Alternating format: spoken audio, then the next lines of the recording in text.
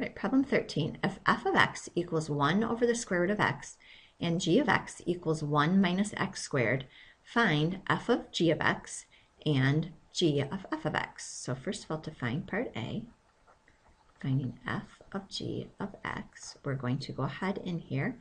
We know that g of x is equal to 1 minus x squared. So we're actually going to be finding f of 1 minus x squared, which means wherever we plug in the f equation, wherever there's an x, we're going to put 1 minus x squared in its place. So we're going to have 1 over the square root 1 minus x squared, right? Because it would be an algebra atrocity, we're definitely not going to simplify that anymore.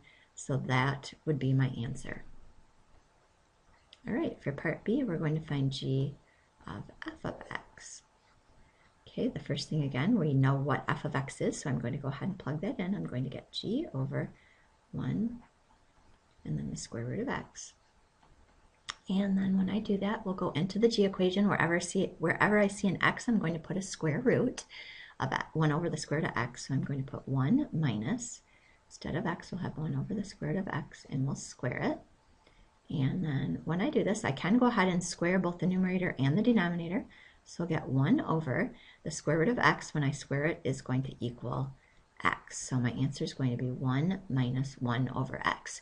One restriction that I do have to place on B is that in the original problem, because I'm using this, x has to be greater than or equal to 0, because otherwise the function would be undefined.